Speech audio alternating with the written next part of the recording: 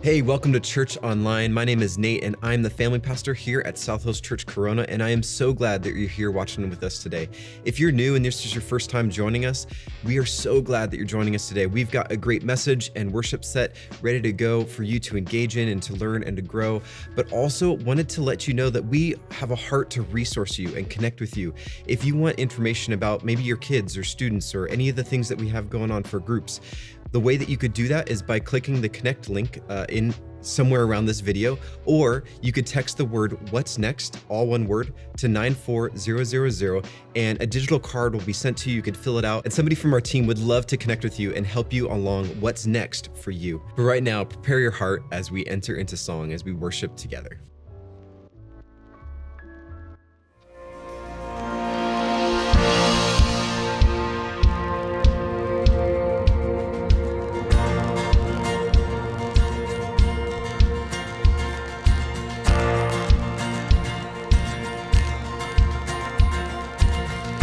Saw Satan fall like lightning. I saw darkness run for cover. But the miracle that I just can't get over, my name is registered in heaven. I believe in signs and wonders.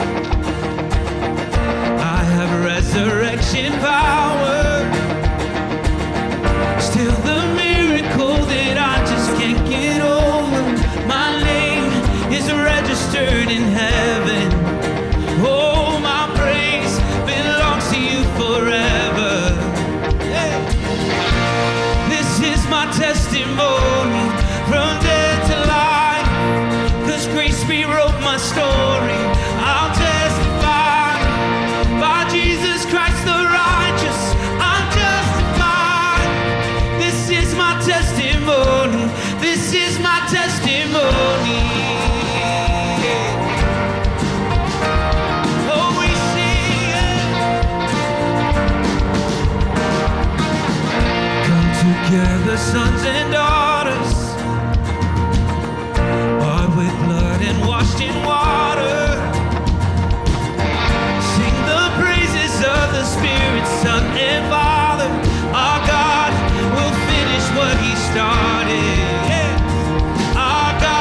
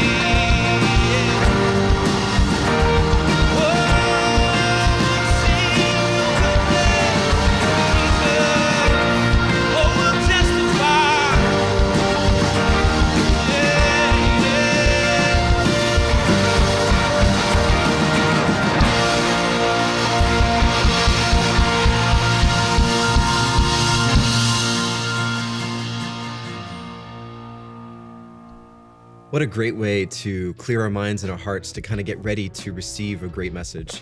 But before we do, I wanted to share a few things that are coming up at South Hills Church in the coming weeks. Well, first off, if you're watching this on Sunday, the 28th, then we have a date night happening tonight. It's at 5 o'clock. We're asking $10 a person. It includes meal as well as childcare if you need it. Just sign up on the Church Center app to let us know that you're coming. We still have several spots available. And basically, it's a fun date night designed for couples of all sorts. If you're married, if you're engaged, or seriously dating, we'd love for you to join us, as this is going to be a really great time for couples. So come on out. We'd love to see you there. Secondly, we have a heart to really love where we live. And that's why we regularly do serving opportunities. And coming up on Saturday, March 6th, we are doing just that at Stallings Elementary. We want to love on these teachers as they are continuing to rebuild and change things up for schools, doing stuff in person and online. And so we are actually going to be redoing their whole teacher's lounge. And we are still looking for several people to come on out. You can RSVP on the Church Center app, and then somebody from our team will let you know all the details. And really, you don't have to be skilled. Anybody can come on out and make a difference to help clean and paint and do a variety of different things as we set up this really cool lounge to love on these families. And so please consider signing up today. Lastly, coming up on Sunday, the 7th, we are having a child dedication service where we collectively, as families and as church, commit ourselves to raising godly kids. And we want to offer that opportunity to you if you've got a child that you have not dedicated but would like to do that, or find more information about that, whether you join us this time or in the next one that we have coming up later. We'd love to connect with you. If you're interested, then head on over to the Church Center app and you can register your family there, or you can email Jess Porsley and she would be happy to guide you along on the next steps as with this amazing opportunity. Pastor Adam has another amazing message to conclude our series on how to kill a relationship. So pull out your notes, get your Bible, get ready to learn, to laugh, and enjoy as we dive into this week's message.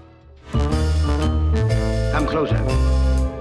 I'm going to tell you an astounding story.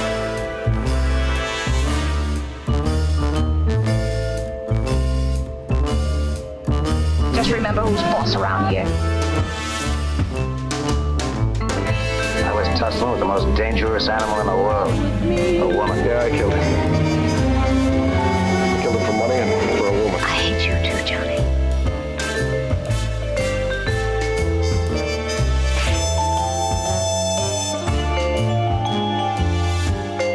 I'm through trusting you, the police, or anybody but me.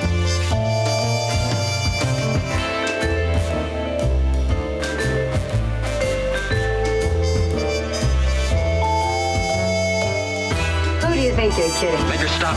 No, I was just tossing away my frustration.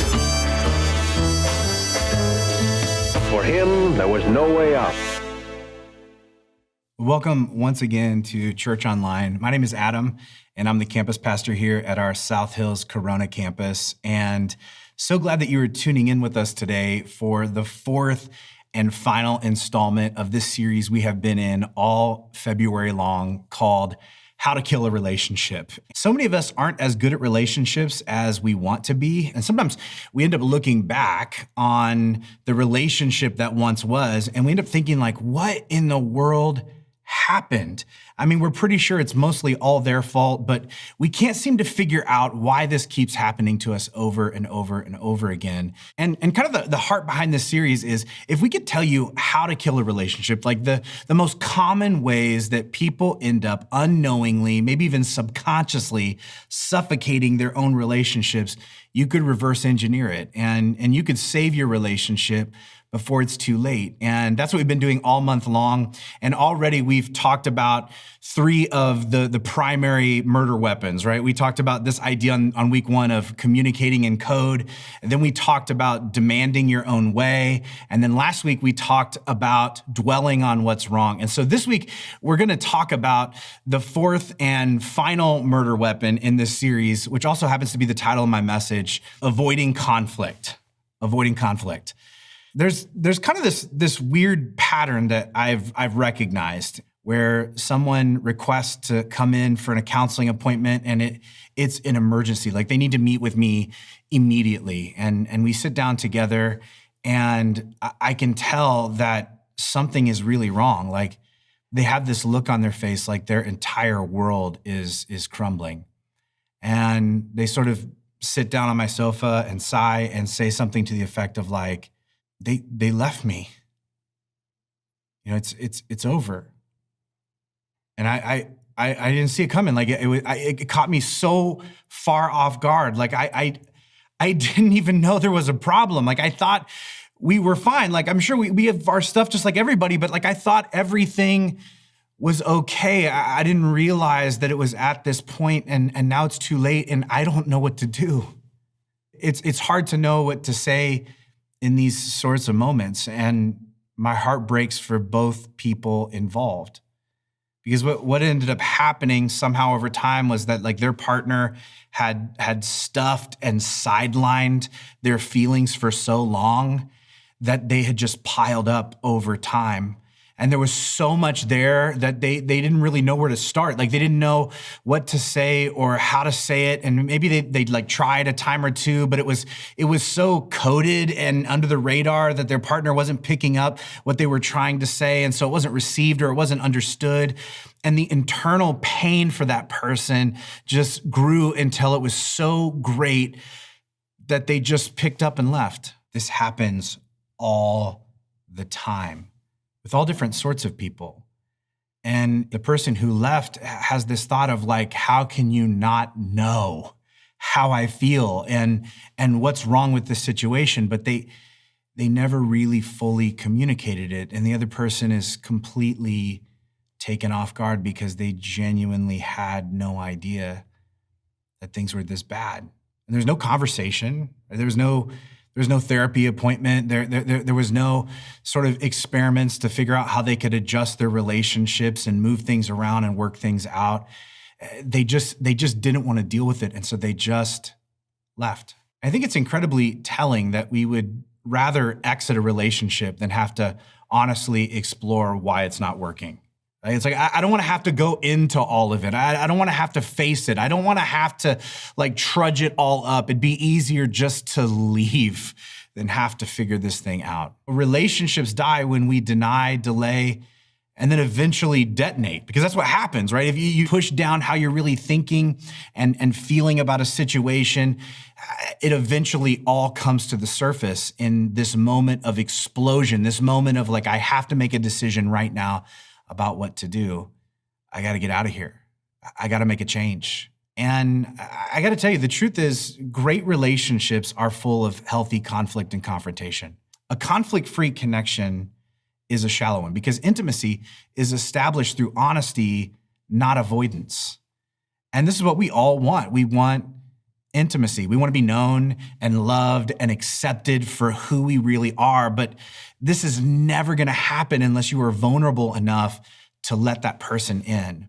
And now some of you like are already hung up in this message because you're just like, I want to get on board with this, but like, I'm really confused about the phrase healthy conflict and confrontation. Like those words don't really seem to fit together in my mind, because when you think back over your life and your family of origin and a lot of your relational experiences, when you think of conflict and confrontation, what you're familiar with is like yelling and screaming and shunning and slamming doors and sarcastic jabs and throwing things and belittling and dirty looks and eye rolls and name calling. And these are just the adults in your family, right? But I think like we avoid conflict when we come to believe that the only outcomes are to conquer or be conquered. Like when we come to see it as like this thing where there's a winner and there's a loser, but there's no such thing as compromise. And that's it. Like there's no way to actually be real with someone else without either steamrolling them or them steamrolling you. But this is a skewed definition around a lot of unhealthy experiences that have probably accumulated in your life over time. And so let me redefine this for you. Conflict is really just different people discovering and discussing their differences. Now, when you hear that, you're probably like, okay, that sounds innocent enough. So if that's true, then why does anticipating conflict stir up so much angst and anxiety in me? Why do I feel like I'm gonna throw up? Why do I dread it? Why do I instantly get stomach cramps and spend half my workday in the restroom? It's because it sounds innocent, but it's not at all easy. Conflict feels risky. Like we avoid conflict because ultimately we're afraid. At the bottom of the avoidance is us trying to stay away from something that we're afraid might happen. That we're afraid, like if we start this conversation, if we have this confrontation, then things are quickly going to spiral out of control in a way that we're nervous about or don't want to happen. I think we avoid conflict because we're afraid of them feeling hurt by me, right? Like we imagine just hurting their feelings. Like we imagine like telling them this thing that we really needed to tell them, and they just start crying and their heart is broken. And we're just like, I don't want to be responsible for doing that to another person. We avoid conflict because we're afraid of them being angry at me. We're afraid that like we'll say the thing and they will snap, right? They'll start yelling at us. They'll start making accusations of us. It will blow up and become this whole other thing that we can't contain or control. We're afraid that maybe they'll think I'm mean.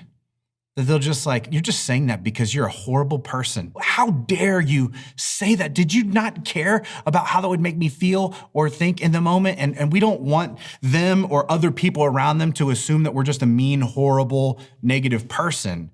And so we just tuck it away. I think we're also afraid of them pushing me away. That maybe everything will seem fine, but we'll notice that there's this distance that starts to evolve between us after that confrontation, that because we sat down and had that conversation, like things are never going to be the same. We run all of these scenarios inside of our minds, and we're just like, that is too. I don't want to do it, right? Like we think like I don't want to confront them unless I can control their response, and since I can't, then I won't.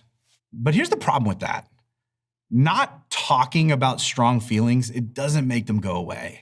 In fact, they become more pronounced in our attempts to live as though they don't exist. When something's stewing below the surface, the longer you wait, the worse it gets for both of you. For you and the angst that you're carrying around, and for them because they have no idea what's coming. Sometimes it ends with them parked in a pastor's office, asking themselves, what in the world just happened to my life?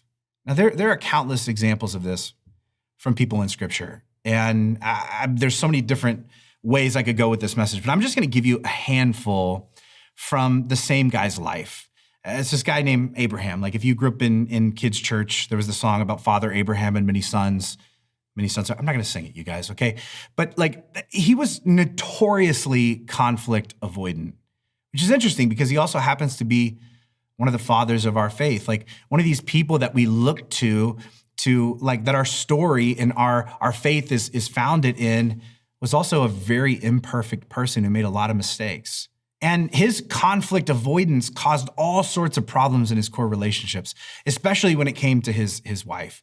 And I want to just give you a couple examples and sort of unpack this and see what we can learn from it about our relationships, specifically the romance in our life. The first example is from Genesis chapter 12, verse 11. He and his wife, they're on this road trip, right? They're traveling to Egypt, and they're going to interact with some people they don't know, with a tribe that they really haven't met before. And there's definitely some nervousness, right? Some social anxiety about what this could mean and what's going to happen. And it says this: as he was approaching the border of Egypt, Abram said to his wife Sarai, "Look, you are a very beautiful woman." Now, some of you ladies already see where this is going. Like he's buttering her up so that he can, like, make a request or ask something of her. And this is exactly what happens. He says, when the Egyptians see you, they're going to say, this is his wife. Let's kill him. And then we can have her.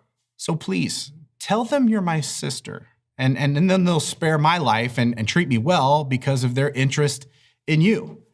In other words, like, I don't know how this thing's going to go. I don't want to like actually have to have a conversation about the truth and the reality of the situation that's actually going on between us. So just like tell them you're my sister.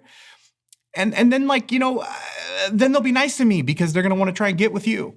It's a little bit messed up, right? Or a lot. But this isn't the only example. Again, there's so many from this guy's life. I'm just going to give you one more. Genesis chapter 13, verse 6. It's a conversation between him and his nephew. It says this: the land could not support both Abram and Lot, with all their flocks and herds living so close together. So disputes broke out between the herdsmen. And finally, Abram said to Lot, like, let's not allow this conflict to come between us and our herdsmen. It sounds like he's actually going to try and resolve something, right? He's going to address something. After all, we're close relatives, okay? Like, we don't want to fight. So take your choice of any selection of the land you want, and we will separate. And, if you want the land on the left, I'll take the land on the right. If you want the land on the right, then I'll take the land on the left. You know how opposites work. Again, this may sound neutral enough, but if you know where Lot actually ends up choosing to settle, he settles in the worst possible location. He settles in this spot that looks nice on the outside, but is right next to Sodom and Gomorrah, two of the most evil cities that are ever described in ancient literature.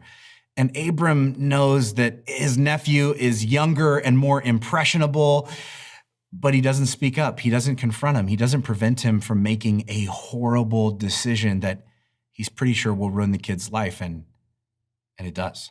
So, when we look at both of these passages, Abram tells his wife to lie so he doesn't have to face the possibility of potential conflict. And in fact, he doesn't just do this once, he does it twice. He does it again in Genesis chapter 20. Then he refuses to help his nephew make a wise decision because he doesn't want to experience the tension of the disagreement between the two of them. And he makes so many bad decisions this way based on this desire to avoid anyone disagreeing with him about anything.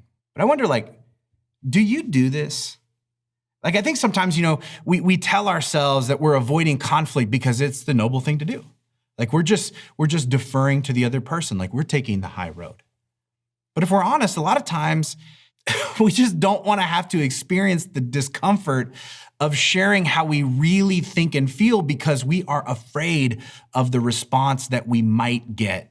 We run all these scenarios inside of our minds and we decide that it can only end poorly. And so we never bring it up. We stuff it down and the time bomb starts ticking until the moment we're going to blow. But the more committed we are to avoiding conflict at all cost, the more of our values we end up compromising just to avoid having to divulge, discuss, or defend them. The Abram situation is ever escalating to this end. Let me read you this other segment. It's from Genesis chapter 16, verse 2. It says this: Sarah said to Abram, "The Lord has prevented me from having children. Go sleep with my servant, and perhaps I can have children through her." Some of you are like, okay, this has gotten a little crazy. And Abram agreed with Sarai's proposal. He's like, I'm a team player. Whatever you need from me, I'm here to serve. And so Abram had sexual relations with Hagar and she became pregnant because if you hadn't had that talk yet, that's how it works. But when Hagar knew she was pregnant, she began to treat her mistress, Sarai, with contempt. Then Sarai said to Abraham, "This is all your fault. I put my servant in your arms, and now that she's pregnant, she treats me with contempt." In other words, why would you let me convince you to do something that's horrible? You should have known to stop this thing from happening. It was a horrible idea. I was feeling emotional and hormonal. I threw out a bad idea and you went with it, and now we're all in trouble. You should have stood up to me. The Lord is going to show you who's wrong, you or me. Abram replied, look, she's your servant, so deal with her as you see fit. So Sarai treated Hagar harshly. In other words, I don't want to get in the middle of this. I don't want to have to be involved. I don't want to have to sit down and talk this thing out and work this thing out and admit that I might be part of the problem. I don't want to experience your wrath or your frustration. And so just do whatever you want to, even though that he knows his wife is probably going to do the worst possible thing in her anger. And by this point in the story, everyone is realizing that Abram's avoidance is becoming enormously problematic, but he still doesn't take any accountability, and everything inevitably falls apart. It goes on to say in Genesis chapter 21, verse 2, that Sarah became pregnant and then she gave birth to a son for Abram in his old age. But Sarah saw Ishmael, the son of Abraham, and her Egyptian servant Hagar making fun of her son Isaac. And so she turned to Abram and demanded, "You get rid of that slave woman and her son." This upset Abram very much because Ishmael was his son too. And so Abram got up early the next morning, he prepared food and water, he strapped them to Hagar's shoulders, and he sent her away with her son, and she wandered aimlessly in the wilderness. What a harsh story. Now, Abram knows that what Sarah wants to do is wrong, but he doesn't want to have to confront her. And he goes along with it because he doesn't want to have to wade through the tension of having to talk about it. Also, I wonder if you've noticed just through reading these different excerpts from these different chapters, like this transformation that happens in Sarah during this story. Maybe you notice that her name changed from Sarai to Sarah, but that's not what I'm talking about. Like, what I mean is that like she starts off very passive and ends up very aggressive as these stories evolve. Like she spent years watching other people push her husband around, and so now she starts pushing him around. And given the context of this deeply patriarchal society, what we realize is that she has lost all respect for him. She doesn't really want to push him around, but she can. So she does. And his refusal to engage conflict ends up turning them both into people they don't really want to be. And they both had to have known that things weren't moving in the best direction, but they didn't really know how to stop it. They didn't know how to turn it around. This had been their dynamic for so long. They didn't know what else to do or how else to be, even though they hated who they'd become. Isn't it weird that like you can sense that there's something off between you and someone else, like even if you don't know what it is, like even if you can't find the words to describe it, like you can discern it. And I got to tell you, like just as it happened in this story, like that unspoken angst that you feel isn't going to just evaporate. It has to be addressed. But the reality of it is you can't be honest with others until you're fully honest with yourself. And for some of us, we're not just putting a conversation off. We're not even sure which conversation we need to have. You're going to have to actually take time to sit with what's going on inside you and pinpoint what these feelings are and where they're coming from. You're going to have to stop like pushing them down and pushing them aside or numbing them out with some sort of habit that makes you feel good temporarily so you can live in denial a little bit longer. Because the truth is, if you're not in touch with your own wants, needs, and limitations, you will run yourself ragged thinking that you are keeping the peace when you're really just multiplying the chaos. You know, when you're hiding something, and maybe you've been in this place before, it becomes your preoccupation.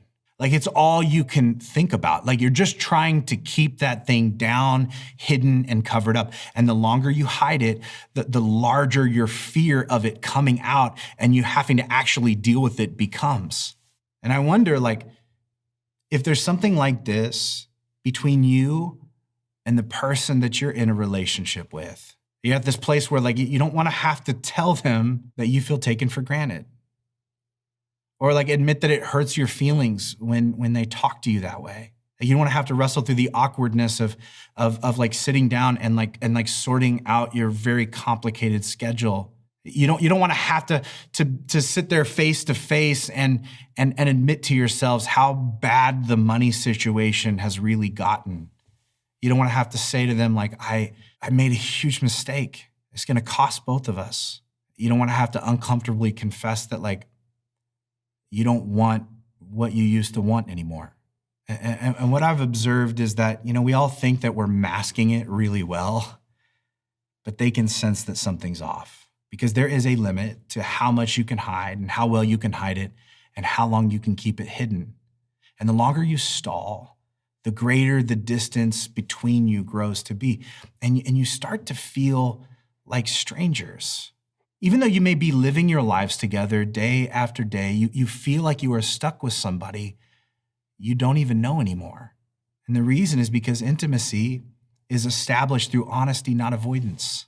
But we tell ourselves like, listen, I can't do that. I mean, pulling that out in the open is going to be so messy.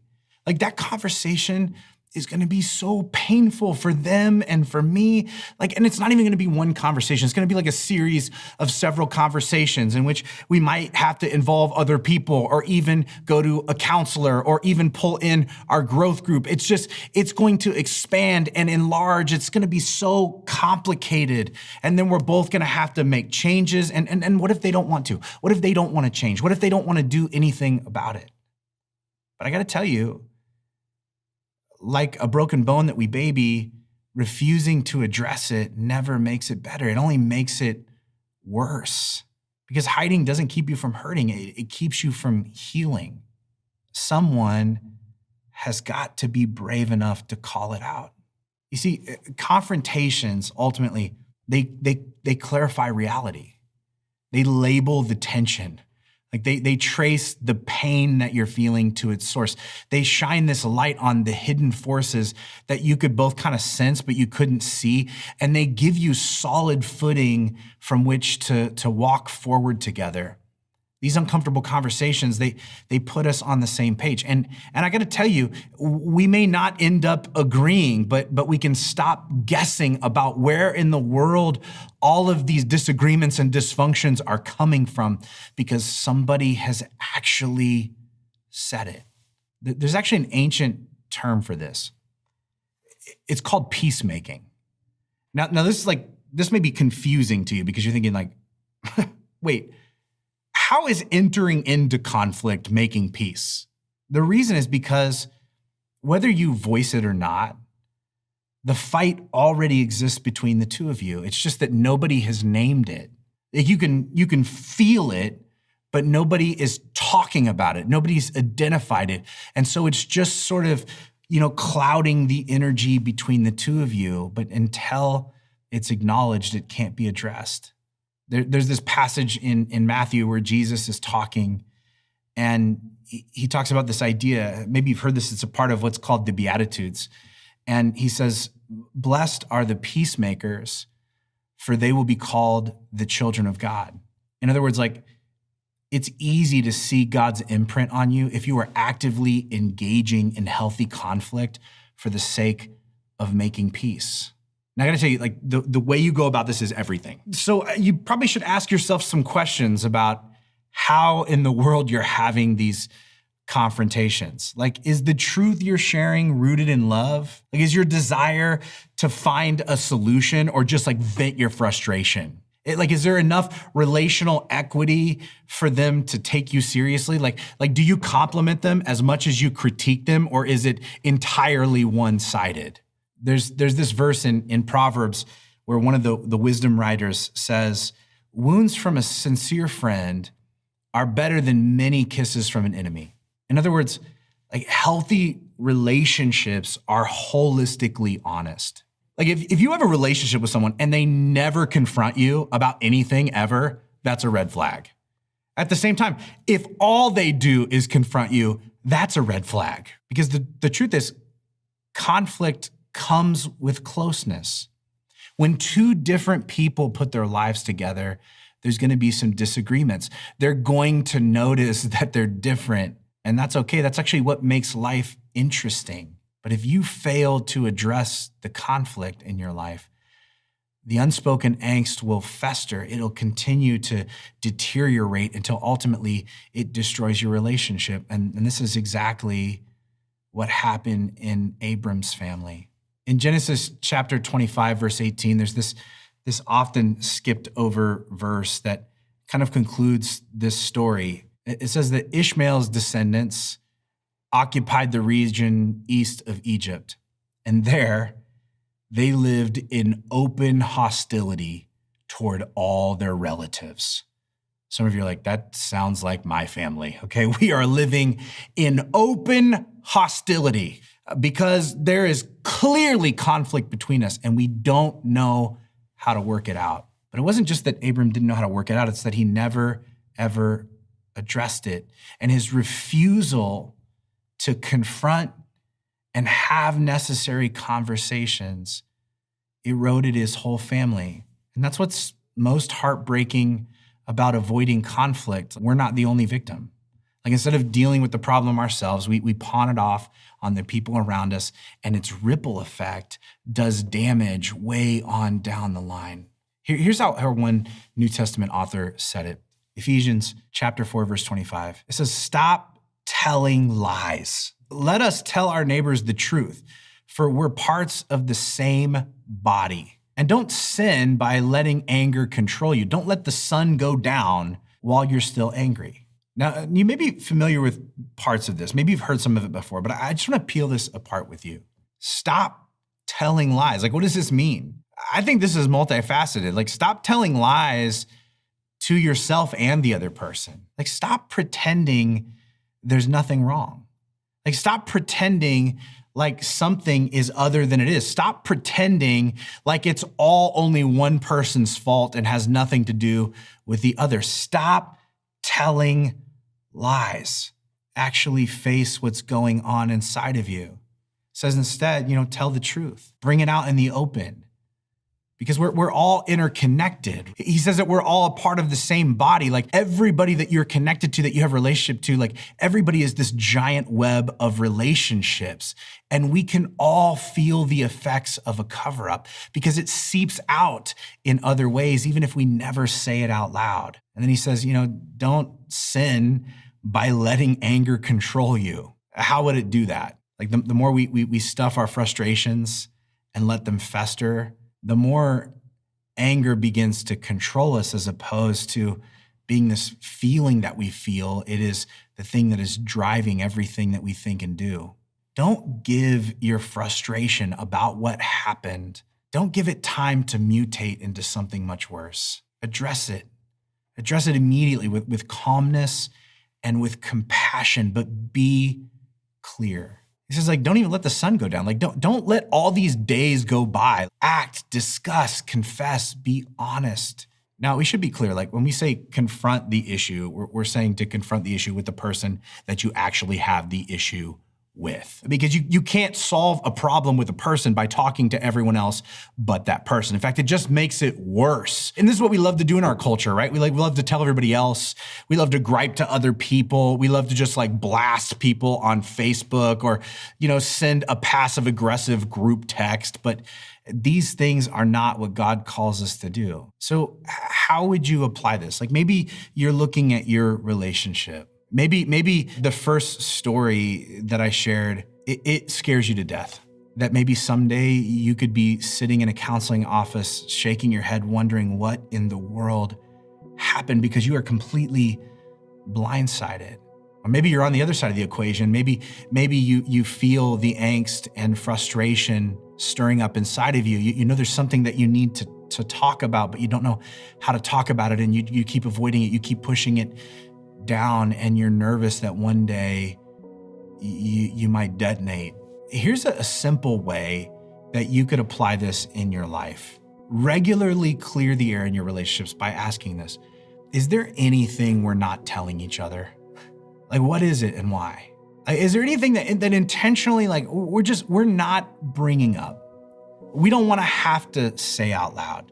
We don't want to have the conversation. Why are we avoiding this subject with each other?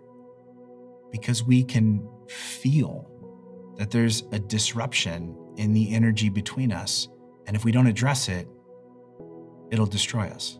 I got to tell you, if your relationship is too fragile to bring up and resolve issues that you're experiencing from day to day with one another, it's never going to last long term. You're just delaying the inevitable if the relationship is built on you always walking on eggshells. But I have a feeling that your relationship is actually much stronger than you think. And more importantly, you are stronger than you think. And most importantly, God is most definitely stronger than you think. You can do this. You can have healthy conflicts. You can have healthy conversations about things that are heavy on your heart. But in order to do so, you've got to summon the courage to confront.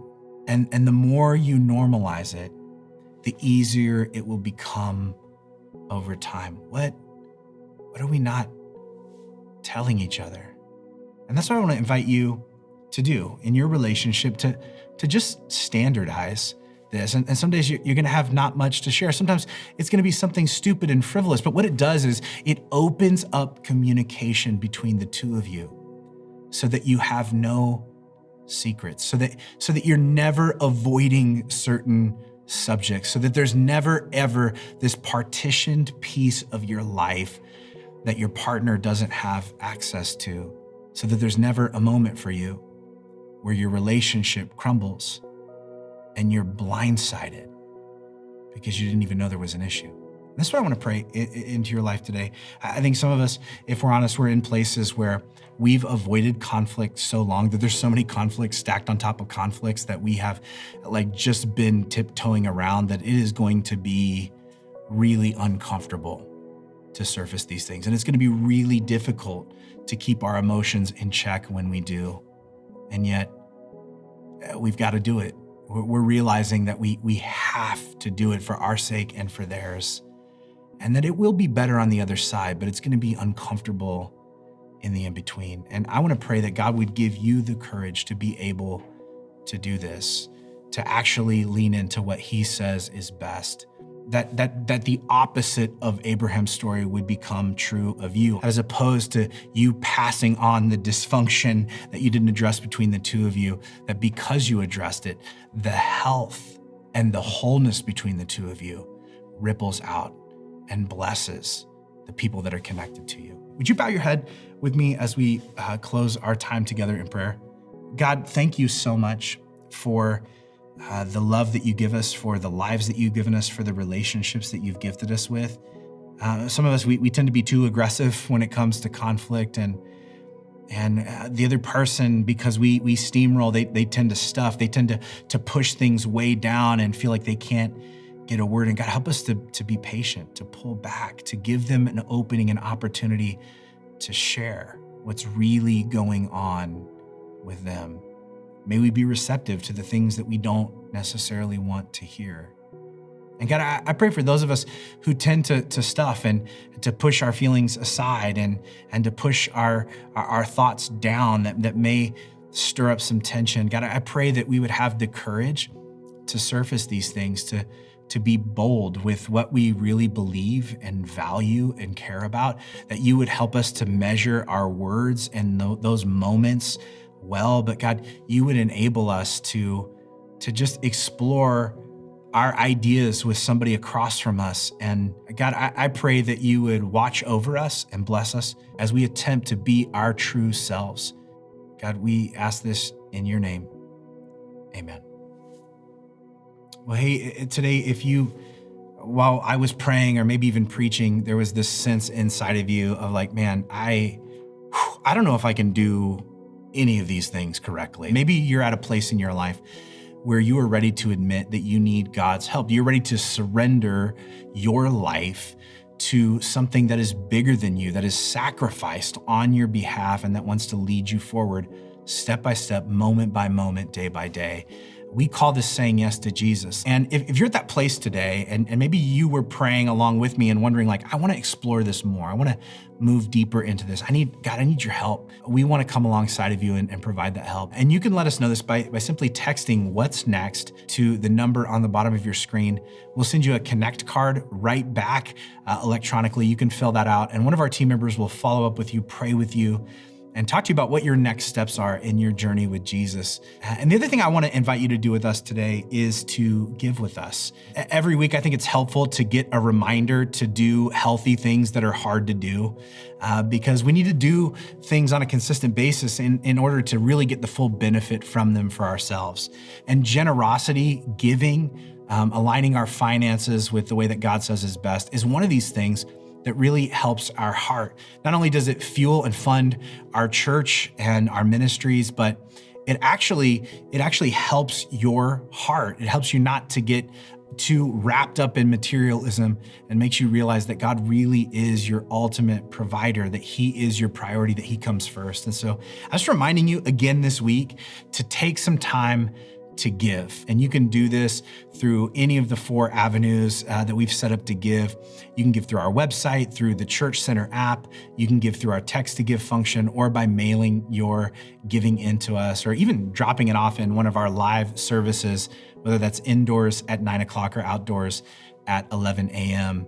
And the thing I wanted to also give you an update about, as we started last week, this campaign in order to raise money and pay off the debt for our HVAC units. Although we'd set aside savings to kind of repair and make adjustments to our building, there were more things that went wrong last year than we could afford to pay for. And so we took out a small loan, and our goal is to pay that off by the end of the year. And I want to invite you to think and pray about consistently, or maybe even giving a big one-time gift to the Corona HVAC Fund. You can find that in the drop-down menu, either online or on the Church Center app. When you go to give, it asks you what fund you want to give to. You can just select that as the giving point for you. And the cool thing that I get to tell you this week is that last week, a couple $1,000s came in on the very first week we were raising money for this. So now there's only $55,000 left. And I think we can continue to just knock this out. Thank you guys so much for taking ownership of our church, for consistently giving, for looking for ways to invest more and more of who you are into what we're doing so we can reach more and more people with the message of Jesus and with our unique style of church. I love you guys. I am so excited to jumpstart a brand new series with you next week. And I'm very excited, if you happen to be watching this on Sunday, to possibly get to hang out with you tonight at tonight's date night event here on the Corona campus. And I hope that this series has empowered you, now that you know how to kill a relationship, to actually begin to reverse it. Or somebody, maybe it's on Vimeo or YouTube or Facebook, wherever you saw this, but share it, get the word out. But thank you so much for joining us. We will see you guys next week.